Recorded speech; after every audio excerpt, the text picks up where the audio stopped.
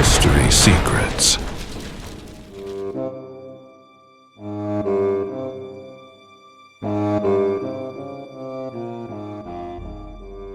A ideia de paraíso e de mundo espiritual atravessa os textos antigos como um eco persistente. Ela aparece em diferentes formas, em diferentes épocas, e com significados que nem sempre são evidentes à primeira leitura. Mas existe uma pergunta que atravessa todas essas tradições. O que realmente existe além do mundo visível? Para compreender essa questão, precisamos voltar aos registros mais antigos. No Gênesis capítulo 2, encontramos uma das primeiras imagens do paraíso. O Jardim do Éden. Um lugar de equilíbrio, onde o ser humano vive em harmonia com Deus e com a criação. Mas esse jardim não é descrito como um céu distante. Ele está na terra, inserido na realidade material. Isso sugere algo fundamental. Nas tradições mais antigas, o paraíso não era um destino futuro, mas uma condição original. Um estado de unidade que, em algum momento, foi rompido. E talvez seja justamente essa perda que dá origem a buscar. Com o passar do tempo, essa ideia começa a se transformar. Nos textos posteriores do Antigo Testamento, o foco se desloca. O paraíso deixa de ser apenas um passado perdido e passa a ser também uma promessa futura, uma restauração, um retorno à harmonia. Mas essa restauração não é descrita de forma direta. Ela aparece em imagens, em metáforas, em visões, água abundante, árvores que dão fruto continuamente, luz que não se apaga, elementos que apontam para a plenitude, mas que não definem um lugar específico. Quando chegamos aos textos do Novo Testamento, essa transformação se torna ainda mais evidente. O paraíso passa a ser associado a uma realidade além da morte. Em Evangelho de Lucas, capítulo 23, versículo 43, Jesus afirma que o ladrão estaria com ele no paraíso naquele mesmo dia. Essa afirmação levanta uma questão importante. Se o paraíso não está mais na terra, onde ele está? O texto não oferece uma descrição detalhada, mas indica proximidade com o divino, uma condição de presença, e não apenas um espaço físico. Isso sugere que o paraíso começa a ser entendido como estado espiritual, e não apenas como localização. Mas existem textos que tentam ir além dessa descrição direta, especialmente fora do cânon. No livro de Enoque, encontramos uma tentativa de descrever o mundo espiritual de forma mais estruturada. Céus múltiplos, regiões distintas, espaços reservados para diferentes tipos de almas, árvores de vida, lugares de descanso e também áreas de julgamento. Essa visão apresenta o mundo espiritual como organizado, quase como um sistema. Mas isso levanta uma questão. Essas descrições são literais ou simbólicas? Algo semelhante aparece no Apocalipse de Pedron. Ali, o contraste é intenso. O paraíso é descrito com luz, beleza e tranquilidade, enquanto outras regiões apresentam consequências para ações humanas. Mas essas imagens não devem ser entendidas de forma simplista. Muitos estudiosos sugerem que esses textos utilizam linguagem simbólica para comunicar ideias morais e espirituais, não necessariamente mapas geográficos do além. E isso nos leva a uma questão mais profunda. O que esses textos realmente estão tentando mostrar? Se observarmos com atenção, percebemos que o mundo espiritual nos textos antigos não é apenas um lugar depois da morte. Ele é uma dimensão que, em certos momentos, se conecta com o presente. Anjos aparecem. Mensagens são transmitidas. Visões são experimentadas. Sonhos revelam algo além do visível. Isso indica que, para essas tradições, o mundo espiritual não está totalmente separado, mas interage com a realidade humana, ainda que de forma limitada. Isso muda completamente a forma de entender o paraíso. Ele não é apenas um destino final, mas parte de uma realidade maior. Se avançarmos além dessas primeiras descrições, percebemos que o conceito de paraíso começa a se expandir de forma mais sofisticada. Ele deixa de ser apenas um jardim perdido, ou um destino futuro, e passa a ser parte de uma estrutura mais ampla do mundo espiritual. Algumas tradições antigas começam a descrever diferentes níveis de realidade. Não apenas um único céu, mas múltiplos céus. Kamadas, regiões com funções distintas. Essa ideia aparece de forma mais clara em textos como o segundo livro de Enoque. Ali, o mundo espiritual é apresentado como uma sequência de esferas, cada uma com características próprias. Algumas associadas à luz, outras ao julgamento, e outras à presença divina. Mas é importante observar um detalhe. Essas descrições não seguem um padrão único. Cada tradição apresenta variações, o que sugere que estamos diante de tentativas humanas de descrever o indescritível, e não de um mapa literal universalmente aceito. Outro ponto que merece atenção é a relação entre alma e mundo espiritual. Nos textos antigos, especialmente em correntes influenciadas por pensamento mais filosófico, a alma não pertence completamente ao mundo material. Ela é vista como algo que atravessa dimensões, algo que pode retornar à sua origem. Essa ideia aparece em diferentes formas, mas no contexto cristão primitivo, ela é reinterpretada, não como fuga do mundo, mas como transformação. A alma não simplesmente escapa, ela é restaurada. E isso conecta o conceito de paraíso com o de redenção, não apenas como lugar, mas como estado de reconexão com o divino. Mas nem todos os textos enfatizam essa dimensão de forma direta. Alguns mantêm uma linguagem mais concreta, mais visual, como ocorre no Apocalipse. Ali, encontramos imagens de uma nova realidade, uma nova Jerusalém, um lugar onde não há dor, nem morte, onde a presença divina é constante. Mas mesmo essas descrições carregam simbolismo. A cidade, as ruas, a luz, tudo aponta para algo, além da imagem literal. Uma realidade de plenitude, de ordem restaurada, de harmonia completa. E isso nos leva a uma pergunta inevitável. Essas imagens descrevem um lugar real ou uma condição espiritual? Talvez a resposta esteja na própria natureza dos textos.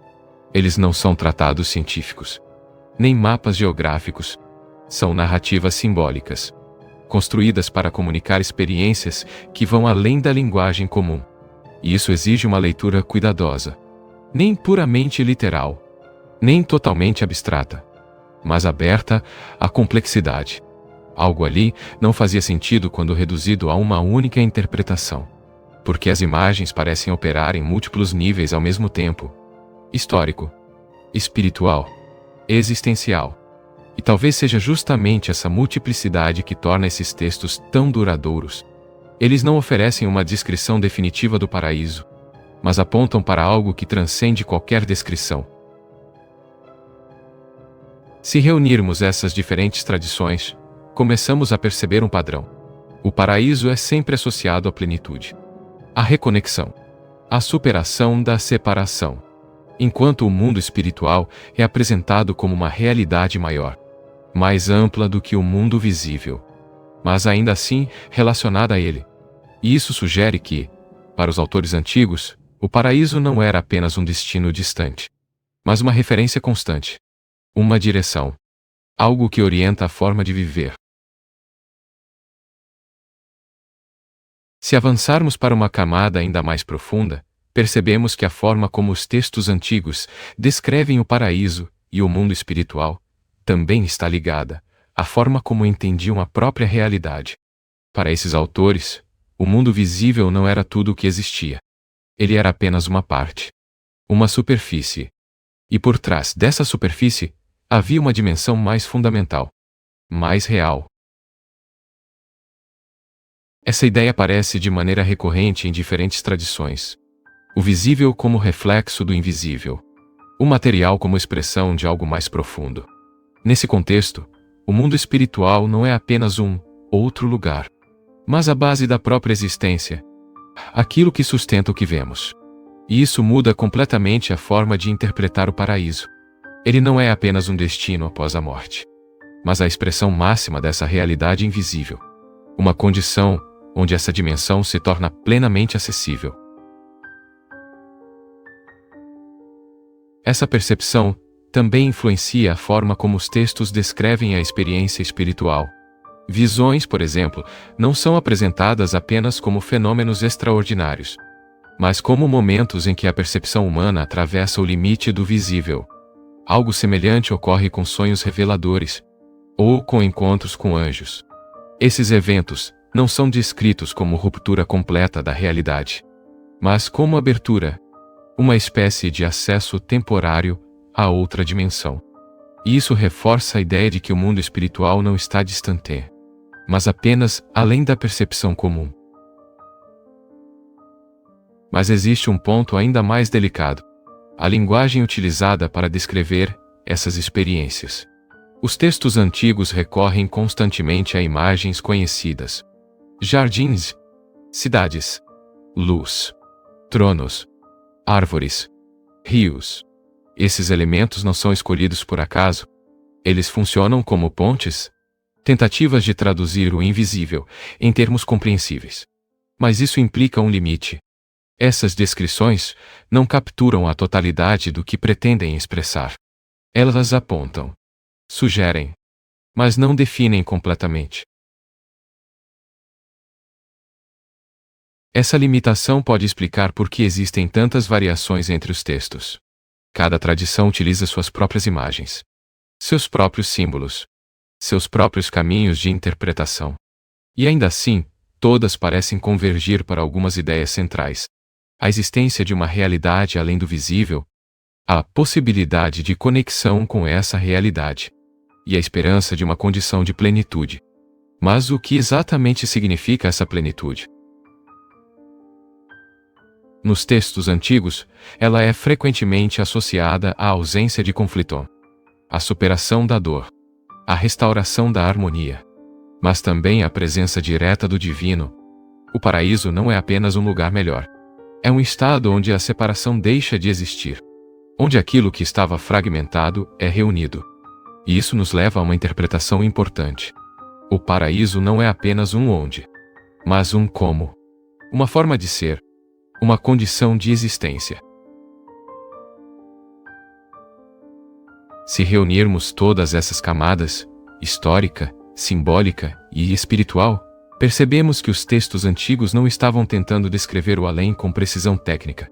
Eles estavam tentando expressar uma experiência, uma percepção de que a realidade é maior do que aquilo que vemos, e de que existe uma direção, um retorno, uma reconexão possível. E talvez seja por isso que essas descrições continuam sendo revisitadas. Porque elas não respondem apenas à curiosidade sobre o que vem depois da morte, mas tocam em uma questão mais profunda. O que significa estar em harmonia com aquilo que é essencial? E até que ponto essa harmonia pode ser vivida, já no presente? Se avançarmos para a fase final dessa investigação, percebemos que os textos antigos não apenas descrevem o paraíso e o mundo espiritual. Eles também moldam a forma como essas realidades são imaginadas ao longo da história. E isso tem consequências profundas, porque a maneira como se imagina o além influencia diretamente a forma como se vive o presente.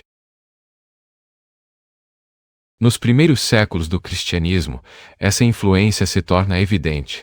A crença em uma realidade espiritual mais ampla não era apenas uma ideia abstrata. Ela orientava decisões, comportamentos e prioridades. Se o paraíso representa a plenitude, então a vida passa a ser vista como preparação. Se o mundo espiritual é real, então o visível deixa de ser absoluto. Isso cria uma nova forma de perceber a existência. Uma tensão constante entre o que é imediato e o que é eterno. Mas essa visão também gerou interpretações diferentes ao longo do tempo. Alguns passaram a enfatizar o paraíso como recompensa futura, um destino reservado para aqueles que seguem determinados caminhos. Outros mantiveram uma abordagem mais simbólica, vendo o paraíso como uma condição que pode começar a ser vivida ainda no presente. Essa diversidade não é um erro. Ela reflete a própria natureza dos textos, que não impõem uma única leitura, mas abrem espaço para múltiplas compreensões. Isso explica por que essas ideias continuam sendo reinterpretadas em diferentes épocas, em diferentes contextos. Outro ponto importante é a relação entre imagem e realidade. Com o passar dos séculos, muitas das descrições simbólicas dos textos antigos foram sendo tomadas de forma mais literal. Céu como lugar físico, paraíso como espaço definido, mundo espiritual como território organizado. Mas, ao retornar às fontes mais antigas, percebemos algo diferente. Uma linguagem mais aberta, mais simbólica, mais voltada para a experiência do que para a definição. Algo ali não fazia sentido quando reduzido a uma única forma de entendimento, porque as imagens parecem sempre apontar além de si mesmas. Isso nos leva a uma conclusão importante. Os textos antigos não estavam tentando responder todas as perguntas sobre o além. Eles estavam tentando direcionar a atenção, apontar para uma realidade que não pode ser totalmente capturada pela linguagem. E talvez seja por isso que o paraíso nunca é descrito de forma completamente precisa, porque qualquer descrição seria insuficiente. Mas, ao mesmo tempo, essas imagens continuam sendo utilizadas, porque ajudam a aproximar o incompreensível e a tornar o invisível, de alguma forma, acessível. Se reunirmos tudo o que foi explorado, percebemos que o paraíso, nos textos antigos, não é apenas um destino distante, nem apenas uma metáfora abstrata. Ele é uma referência, um ponto de convergência entre diferentes formas de entender a realidade. Enquanto o mundo espiritual não é apenas um outro lugar, mas uma dimensão que atravessa a própria existência, e que em certos momentos se torna perceptível. Talvez, no final, a pergunta mais importante não seja como é o paraíso, mas por que essas descrições foram preservadas? O que elas revelam sobre a forma como os antigos compreendiam a vida, a morte e aquilo que está além? E até que ponto essas mesmas perguntas continuam presentes hoje? Porque, mesmo com todas as diferenças de interpretação, a busca permanece. E talvez seja essa busca que conecta todas essas tradições ao longo do tempo.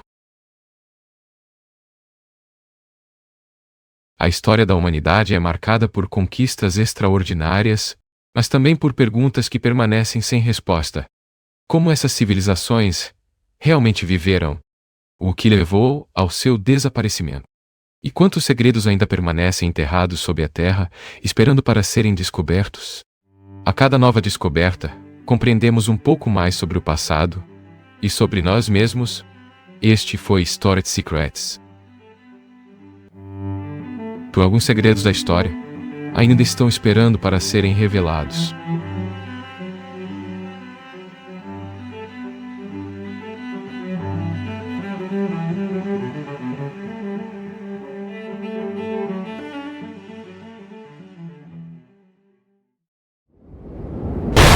History Secrets.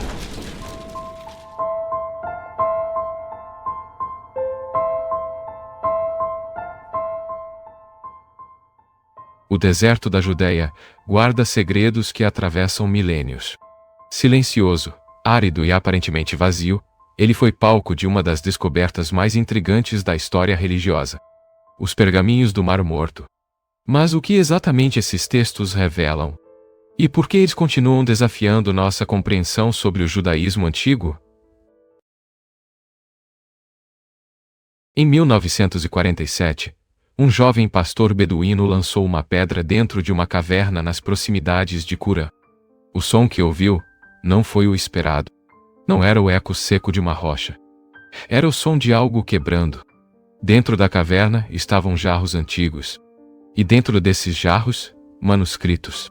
Textos preservados por mais de 2000 anos. Algo ali não fazia sentido. Para compreender a importância desses pergaminhos, precisamos voltar no tempo. Séculos antes do nascimento de Jesus, o mundo judaico era muito mais diverso do que se imagina hoje. Não existia uma única forma de judaísmo. Existiam correntes distintas. grupos com interpretações próprias da lei, da pureza e do destino espiritual de Israel. Entre esses grupos, destacavam-se os fariseus, os saduceus e os essênios. Os essênios, em particular, chamam a atenção. Viviam em comunidades isoladas, praticavam uma disciplina rigorosa e acreditavam que estavam vivendo os últimos tempos.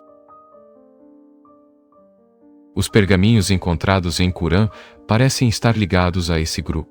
Eles não são apenas cópias de textos bíblicos. Eles incluem regras comunitárias, interpretações da lei e textos apocalípticos. Isso muda completamente o cenário, porque revela que o judaísmo antigo não era uniforme. Era um campo de tensão, de debates, de interpretações concorrentes. Entre os textos encontrados, estavam cópias de livros que hoje fazem parte do Antigo Testamento. Por exemplo, fragmentos do livro de Isaías. Isaías, capítulo 40, versículo 3. Uma voz clama no deserto: preparem o caminho do Senhor. O fato de esses textos existirem em versões antigas levanta uma questão fundamental. Até que ponto o texto bíblico foi preservado ao longo do tempo? A resposta surpreende. Em muitos casos, a fidelidade textual é impressionante. Mas existem variações. E essas variações revelam algo importante. O texto não era estático. Ele circulava em versões diferentes. Mas talvez o aspecto mais intrigante esteja nos textos que não fazem parte do cânon bíblico.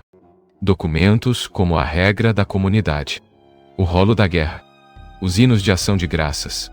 Esses textos descrevem uma visão de mundo marcada por dualismo. Luz contra trevas. Justos contra ímpios. Filhos da luz contra filhos das trevas. Algo ali ecoa conceitos que mais tarde aparecem no cristianismo primitivo. Mas isso levanta uma pergunta. Essas ideias já estavam presentes no judaísmo antes de Jesus? Ou foram desenvolvidas posteriormente? A comunidade de Qurã acreditava estar vivendo um momento decisivo da história. Eles esperavam a chegada de figuras messiânicas. Não apenas um Messias, mas possivelmente dois. Um sacerdote e um rei. Essa expectativa fragmenta a ideia tradicional de um único Messias e revela uma teologia mais complexa, mais dinâmica, mais aberta à interpretação. Outro elemento fundamental é a obsessão pela pureza. Os textos mostram regras detalhadas sobre comportamento, alimentação e rituais. A pureza não era apenas física. Era espiritual. E também comunitária. Qualquer desvio podia comprometer o grupo inteiro. Isso sugere uma mentalidade de separação. Uma tentativa de preservar uma identidade considerada verdadeira, em contraste com o restante do povo. Mas existe um detalhe pouco conhecido. Os pergaminhos também revelam conflitos internos. Nem todos os membros concordavam. Existiam disputas sobre liderança, sobre interpretação da lei, sobre autoridade espiritual. Isso humaniza a comunidade e desmonta a ideia de um grupo perfeitamente homogêneo. Para compreender isso, precisamos considerar o contexto histórico. O período do Segundo Templo foi marcado por dominação estrangeira. Impérios sucessivos controlaram a região. Babilônios, persas, gregos, romanos. Essa instabilidade influenciou profundamente a religião. A fé passou a incorporar elementos de resistência, de expectativa, de redenção futura. Algumas tradições antigas sugerem que os essênios se viam como os verdadeiros guardiões da aliança. Eles acreditavam que o templo em Jerusalém estava corrompido e que os sacerdotes oficiais haviam se desviado. Por isso se retiraram. Criaram uma comunidade alternativa, um modelo paralelo de fidelidade religiosa. Isso levanta uma questão central. Quem define a verdade religiosa? A instituição oficial? Ou grupos dissidentes que reivindicam pureza original? Os pergaminhos não respondem diretamente, mas expõem o conflito e o tornam impossível de ignorar. Outro aspecto relevante é a linguagem simbólica. Os textos utilizam metáforas intensas, imagens de batalha espiritual, Narrativas de julgamento final. Essa linguagem não é apenas literária.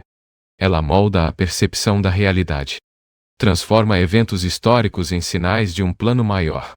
Isso aproxima esses textos de outras obras apocalípticas, como o livro de Enoque, um texto antigo que descreve anjos caídos e segredos celestiais. Mas, novamente, esses textos devem ser tratados como tradição, não como cânon. Os pergaminhos também revelam uma relação profunda com as escrituras. Os autores não apenas copiavam os textos. Eles os interpretavam, reescreviam, aplicavam ao seu próprio tempo.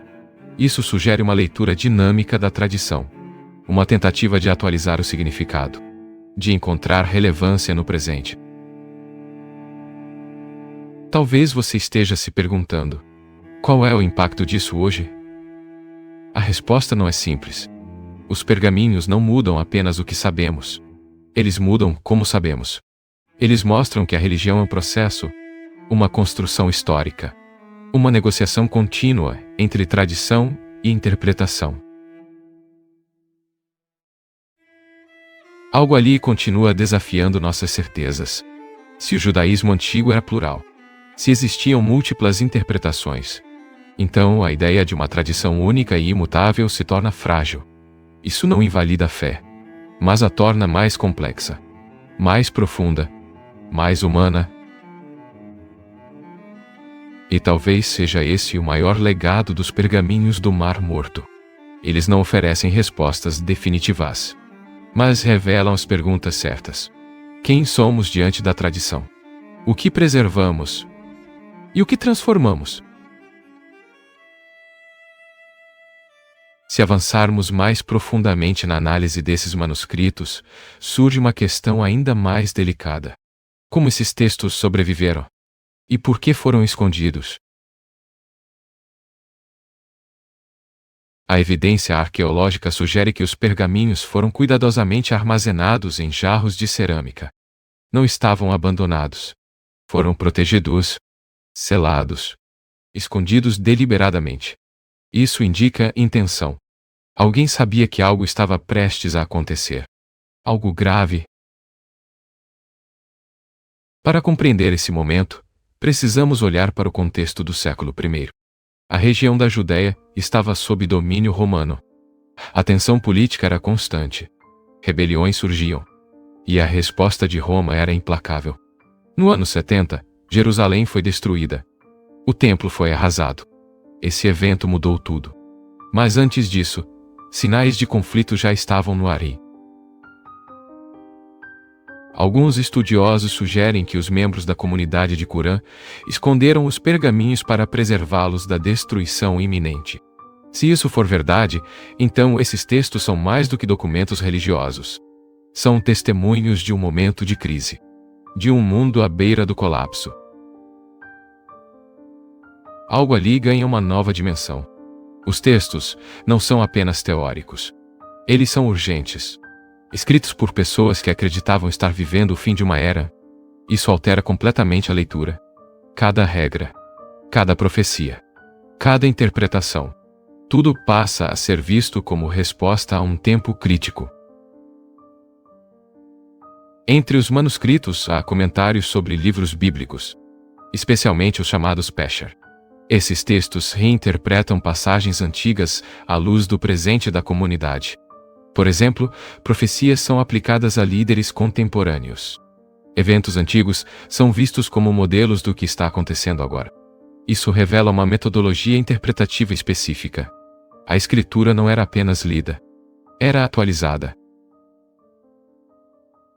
Mas existe um detalhe que chama a atenção.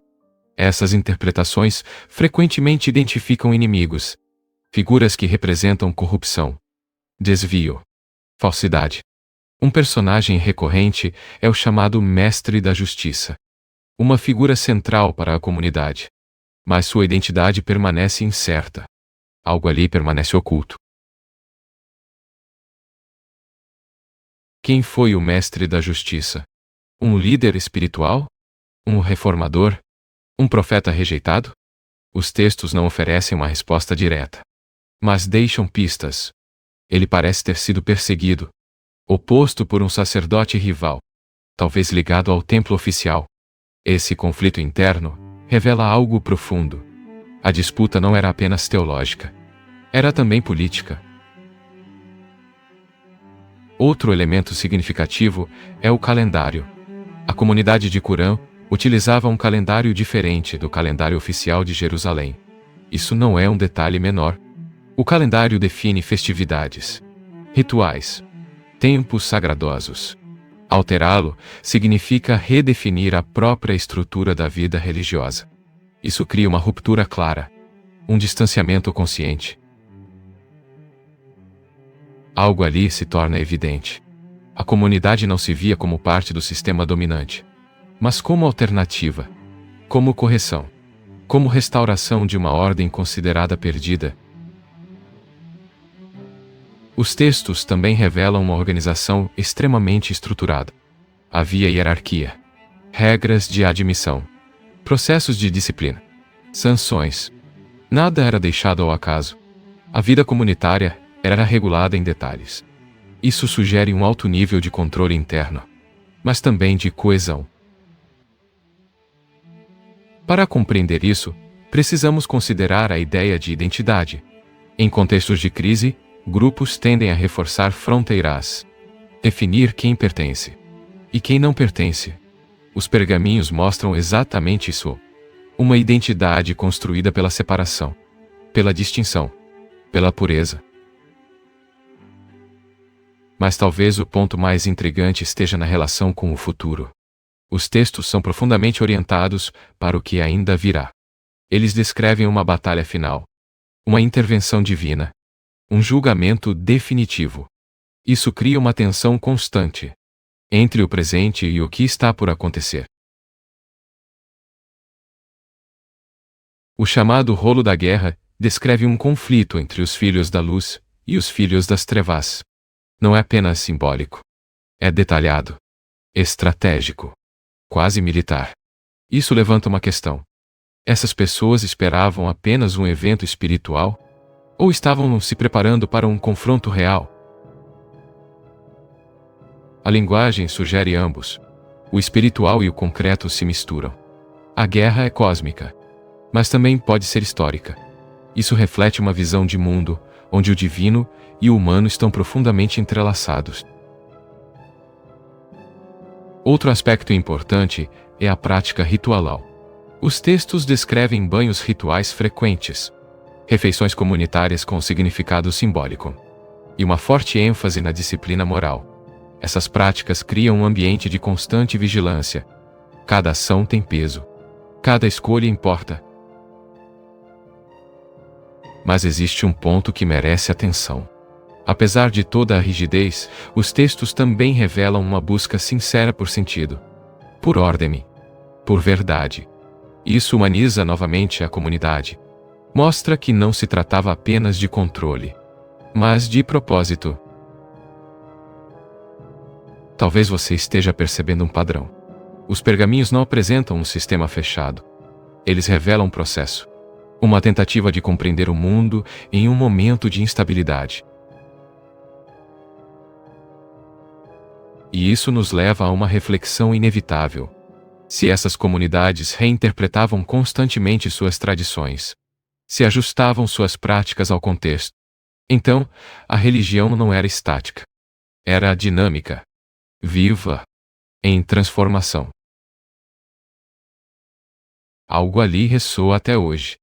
A tensão entre tradição e mudança, entre autoridade e interpretação, entre preservação e adaptação.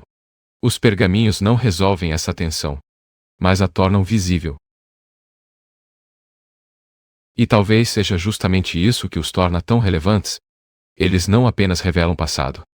Eles refletem questões que continuam presentes. Quem interpreta? Quem decide? Quem preserva? Se avançarmos ainda mais na leitura desses textos, uma nova camada começa a emergir. Uma camada menos visível, mas profundamente reveladora. Os pergaminhos não falam apenas sobre leis, regras ou profecias. Eles revelam uma forma específica de enxergar o ser humano, uma antropologia espiritual, uma compreensão da natureza humana. E essa visão é marcada por tensão. Nos textos de Corão, o ser humano não é neutro. Ele está dividido entre forças opostas, entre inclinações contrárias, luz e trevas, verdade e erro. Essa ideia aparece claramente na chamada regra da comunidade, onde se afirma que Deus criou dois espíritos, um de verdade, outro de perversidade, e que cada pessoa caminha entre esses dois caminhos. Isso não é apenas teologia. É uma forma de interpretar a realidade. Cada ação, cada decisão, cada pensamento, tudo passa a ser visto dentro dessa estrutura dual. Isso cria clareza, mas também rigidez. Algo ali se intensifica. A responsabilidade individual. O indivíduo não pode simplesmente existir. Ele precisa escolher. Precisa alinhar-se. Precisa definir sua posição. Mas existe um detalhe que merece atenção. Apesar dessa divisão clara, os textos também reconhecem a fragilidade humana, a dificuldade de permanecer no caminho correto. Há confissões, pedidos de misericórdia, reconhecimento de falhas. Isso cria um equilíbrio entre exigência e vulnerabilidade. Os hinos de ação de graças, por exemplo, revelam uma voz profundamente pessoal, uma voz que expressa dependência de Deus, que reconhece limites, que busca compreensão. Algo ali se torna íntimo, quase introspectivo. Isso levanta uma questão importante. Até que ponto essa espiritualidade era coletiva? E até que ponto era individual? Os textos sugerem ambos. A comunidade era central, mas a experiência interior também era valorizada. Essa combinação é significativa. Outro ponto relevante é a relação com o conhecimento. Os pergaminhos demonstram uma valorização intensa da interpretação correta. Não basta ler. É preciso entender. Mas entender da maneira certa. Segundo a tradição do grupo, isso cria uma hierarquia de saber, onde alguns possuem acesso a interpretações mais profundas. Algo ali começa a se delinear, uma distinção entre conhecimento externo e interno, entre o que é visível e o que é revelado apenas aos iniciados. Isso se aproxima de outras tradições antigas, que também valorizavam o conhecimento reservado. Mas, novamente, isso deve ser visto como interpretação histórica, não como estrutura universal. Para compreender isso, precisamos olhar para o ambiente intelectual da época. O mundo antigo estava cheio de correntes filosóficas. Ideias circulavam. Influências se cruzavam. O judaísmo não estava isolado. Ele dialogava, mesmo que de forma indireta. Isso ajuda a explicar certas semelhanças, certos padrões de pensamento, certas estruturas simbólicas. Os pergaminhos são parte desse cenário. Não um elemento isolado, mas um ponto dentro de uma rede maior. Outro aspecto que merece atenção é a linguagem do tempo. Os textos frequentemente falam de eras, de períodos determinados, de ciclos. Isso sugere uma visão estruturada da história, onde os acontecimentos seguem um plano, mesmo que não completamente compreendido. Algo ali oferece segurança, a ideia de que existe ordem, mesmo em meio ao caos, mesmo diante da instabilidade. Mas, ao mesmo tempo, essa visão também gera expectativa. A espera por um momento decisivo, por uma intervenção, por uma transformação radical. Isso cria uma tensão constante entre o agora e o que está por vir. E é justamente nessa tensão que os pergaminhos ganham força. Eles não são apenas registros. São respostas, tentativas de dar sentido a um mundo em mudança. Talvez você esteja percebendo algo mais profundo. Os textos não falam apenas de um povo antigo. Eles refletem um padrão humano, a busca por significado, por direção, por compreensão. E isso nos leva a uma reflexão inevitável. Se essas comunidades criaram estruturas para interpretar o mundo, se desenvolveram sistemas para lidar com incerteza, então o que estamos vendo não é apenas história. É um espelho. Um espelho que revela algo essencial: a necessidade humana de organizar o invisível, de dar forma ao desconhecido, de transformar dúvida em narrativa. Os pergaminhos do Mar Morto não encerram essa busca. Eles a expõem, de maneira crua, direta, sem conclusões definitivas. E talvez seja exatamente isso que os torna tão poderosos. Eles não oferecem respostas finais, mas ampliam as perguntas e nos colocam diante de algo que permanece aberto. Se reunirmos todas essas camadas, surge uma pergunta inevitável: o que exatamente os pergaminhos do Mar Morto mudam na nossa compreensão do judaísmo antigo? Durante muito tempo, imaginou-se que o judaísmo do período do Segundo Templo seguia uma linha relativamente estável, uma tradição contínua, coesa. Mas os pergaminhos revelam algo diferente. Um cenário fragmentado, plural, em constante disputa. Isso altera a base da interpretação histórica. O judaísmo antigo não pode mais ser visto como uma estrutura única, mas como um campo de tensões, onde diferentes grupos buscavam definir a verdade, cada um com sua leitura da lei, cada um com sua visão de fidelidade. Os essênios não eram uma exceção isolada. Eles eram parte de um fenômeno maior, um movimento de reflexão interna, de questionamento, de redefinição da identidade religiosa. Algo ali se torna mais claro. A tradição não era apenas herdada. Ela era construída, interpretada, reformulada. Mas existe um ponto ainda mais sensível: a relação entre esses textos e o surgimento do cristianismo. Alguns elementos presentes nos pergaminhos parecem antecipar ideias que mais tarde aparecem no Novo Testamento. A linguagem de luz e trevas. A expectativa de um tempo final. A ideia de uma comunidade separada. A importância da pureza interior. Esses paralelos levantam questões importantes. O cristianismo surgiu dentro desse ambiente, não em um vazio, mas em um contexto já carregado de expectativas e interpretações. Isso não significa dependência direta, mas indica proximidade conceitual. Para compreender isso, precisamos evitar simplificações. Os pergaminhos não explicam o cristianismo, e o cristianismo não pode ser reduzido a esses textos, mas ambos fazem parte do mesmo horizonte histórico. Algo ali sugere continuidade, mas também ruptura, influência, mas também inovação. Outro aspecto fundamental é a questão da autoridade textual. Antes da descoberta dos pergaminhos, as versões mais antigas da Bíblia hebraica disponíveis eram relativamente tardias. Os manuscritos de Qurã mudam isso. Eles recuam a história textual em séculos. E o que eles mostram é complexo.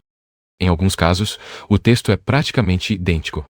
Em outros, existem diferenças, pequenas variações, mas significativas. Isso revela que o processo de transmissão não era completamente uniforme. Algo ali desafia uma ideia comum, a de que o texto sempre existiu exatamente como conhecemos hoje. Os pergaminhos mostram um processo, uma formação gradual, uma estabilização ao longo do tempo. Mas isso não diminui o valor do texto. Ao contrário, mostra o cuidado, a dedicação, a importância atribuída à preservação. Outro ponto relevante é a ausência. Nem tudo está nos pergaminhos. Há lacunas, silêncios, textos fragmentados, partes perdidas. Isso também faz parte da história. O que não foi preservado levanta tantas perguntas quanto o que foi. O que se perdeu? O que nunca foi escrito? O que foi considerado irrelevante? Ou até mesmo perigoso? Essas ausências nos lembram de algo essencial. O passado nunca chega completo. Ele sempre chega em fragmentos. E cabe ao presente interpretar esses fragmentos. Talvez você esteja percebendo que a descoberta dos pergaminhos não encerra questões. Ela abre novas. Amplia o campo de investigação. E torna a história mais complexa. Os pergaminhos do Mar Morto não oferecem uma narrativa única. Eles oferecem múltiplas vozes, múltiplas perspectivas, múltiplas interpretações. E isso nos leva ao ponto final: a reflexão. Se o judaísmo antigo era diverso, se suas tradições estavam em constante construção, se seus textos eram interpretados de maneiras diferentes, então talvez a própria ideia de verdade religiosa precise ser repensada. Não como algo fixo, mas como algo vivido, interpretado, revisitado. Algo ali permanece aberto. E talvez precise permanecer assim. Porque é nesse espaço de abertura que a investigação continua, que a reflexão se aprofunda, que o sentido se renova. Os pergaminhos do Mar Morto não falam apenas do passado. Eles colocam uma pergunta no presente: o que fazemos com o que herdamos? Ao longo da história, muitos acontecimentos foram registrados, mas outros desapareceram com o tempo. Manuscritos perdidos, relatos esquecidos, evidências que nunca chegaram até nós. Mas isso levanta uma questão inevitável. Quantas verdades da história nós realmente conhecemos? History Secrets. Porque alguns segredos da história ainda estão esperando para serem revelados.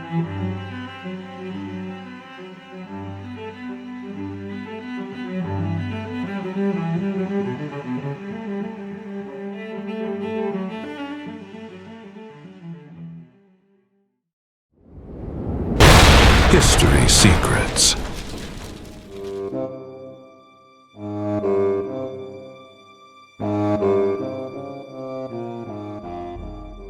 Desde os primeiros capítulos da Bíblia, aparecem referências a seres espirituais que atuam entre o céu e a terra. Eles são chamados de anjos. A palavra anjo vem do termo grego, angelos, que significa mensageiro. Na tradição bíblica, esses seres são frequentemente apresentados como intermediários entre Deus e a humanidade. Eles aparecem em momentos decisivos da história, transmitindo mensagens, protegendo pessoas, ou executando decisões divinas. Um dos primeiros exemplos aparece logo no livro de Gênesis. Gênesis, capítulo 16, versículo 7. Descreve um encontro entre Agar e um anjo do Senhor no deserto. O anjo a encontra em um momento de grande dificuldade e transmite uma promessa sobre o futuro de seu filho. Esse episódio estabelece um padrão que se repete várias vezes nas Escrituras. Os anjos aparecem quando eventos importantes estão prestes a acontecer.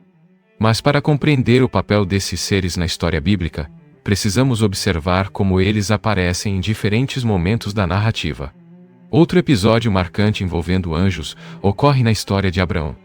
Gênesis, capítulo 18, descreve a visita de 3 figuras misteriosas que chegam à tenda de Abraão. O texto apresenta esses visitantes de forma inicialmente ambígua. Eles aparecem como homens, mas ao longo da narrativa fica claro que estão ligados à esfera divina. Durante essa visita, Abraão recebe uma mensagem inesperada. Sua esposa Sara, mesmo já sendo idosa, terá um filho. Essa promessa se tornaria parte fundamental da história do povo de Israel. Logo depois, 2 desses visitantes seguem em direção às cidades de Sodoma e Gomorra. Gênesis, capítulo 19, identifica claramente essas figuras como anjos. Eles chegam à cidade para advertir Ló sobre o julgamento que estava prestes a acontecer. Esses episódios mostram que os anjos, na tradição bíblica, não são apenas mensageiros. Eles também participam de momentos críticos da narrativa, transmitindo advertências, executando decisões divinas e protegendo aqueles que estão sob a orientação de Deus. Mas as aparições de anjos não se limitam apenas aos livros mais antigos da Bíblia. Elas continuam aparecendo ao longo de toda a tradição bíblica. Em outros momentos da narrativa bíblica, os anjos aparecem como protetores e guias durante períodos de grande perigo.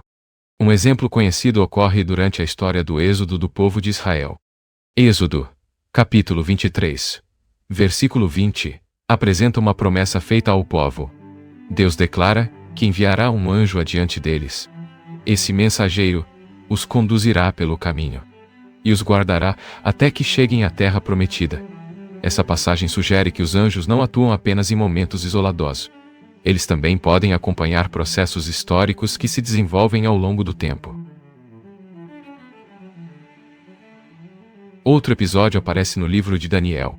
Daniel, capítulo 6, versículo 22, descreve a experiência de Daniel na cova dos leões. Segundo o relato, um anjo de Deus fechou a boca dos leões. E Daniel permaneceu ileso. Esse tipo de narrativa reforça a ideia de que os anjos são agentes de proteção. Eles intervêm em situações em que a vida humana parece ameaçada. Mas os textos bíblicos também apresentam anjos desempenhando funções ainda mais complexas. Em alguns momentos, eles aparecem como participantes de eventos que envolvem conflitos espirituais. Esses episódios surgem principalmente nos textos proféticos e apocalípticos. Em alguns textos bíblicos, os anjos aparecem organizados dentro de uma espécie de hierarquia espiritual. Entre essas figuras, uma das mais conhecidas é Miguel.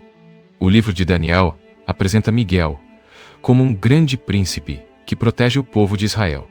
Daniel, capítulo 10, versículo 13, descreve Miguel como um dos principais príncipes celestiais. Mais adiante, Daniel, capítulo 12, versículo 1, afirma que ele se levantará em um tempo de grande angústia para defender o povo. Outro nome importante que aparece nas Escrituras é Gabriel. Diferente de Miguel, que muitas vezes é associado à proteção e combate espiritual, Gabriel aparece principalmente como mensageiro. No livro de Daniel, ele ajuda o profeta a compreender certas visões. Daniel, capítulo 8, versículo 16, descreve Gabriel sendo enviado para explicar o significado de uma revelação. No Novo Testamento, Gabriel também aparece em um dos momentos mais importantes da narrativa cristã. Lucas, capítulo 1, versículos 26 a 31, relata que o anjo Gabriel foi enviado a Nazaré. Ele anuncia a Maria que ela dará à luz um filho, Jesus. Esses episódios mostram que os anjos desempenham funções variadas dentro da tradição bíblica. Alguns atuam como mensageiros, outros como protetores, e alguns participam de conflitos espirituais descritos em visões proféticas. Em textos proféticos e apocalípticos, os anjos aparecem envolvidos em acontecimentos que parecem ultrapassar o mundo visível. Essas passagens sugerem que a história humana está conectada a uma realidade espiritual mais ampla. Um exemplo aparece novamente no livro de Daniel. Daniel, capítulo 10, descreve uma visão na qual um mensageiro celestial encontra resistência ao tentar chegar até o profeta Ar. O texto afirma que o mensageiro foi impedido por um príncipe espiritual associado ao reino da Pérsia. Somente com a ajuda de Miguel ele conseguiu continuar sua missão.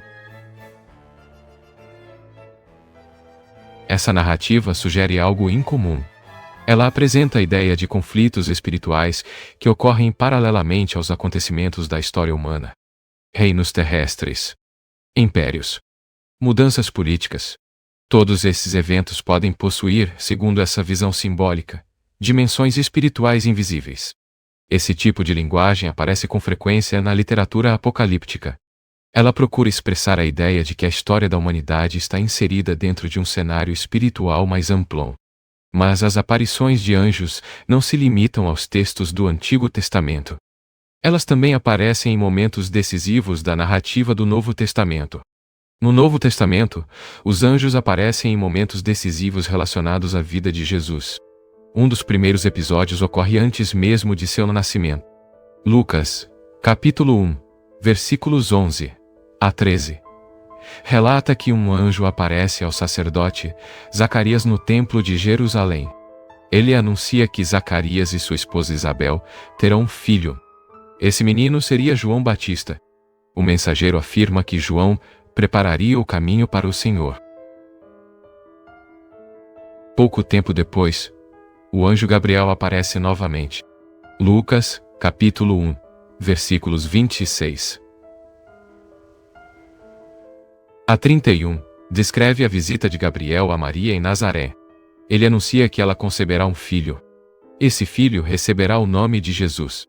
Esse episódio se tornaria um dos momentos mais importantes da narrativa cristã. O anúncio do nascimento daquele que seria reconhecido como o Messias. Anjos também aparecem no momento do nascimento de Jesus. Lucas, capítulo 2, versículos 10 a 13. Relata que um anjo anuncia aos pastores a chegada do Salvador. Em seguida, uma multidão do exército celestial aparece louvando a Deus. Esses episódios mostram que, dentro da narrativa bíblica, os anjos participam diretamente de eventos considerados fundamentais na história da salvação.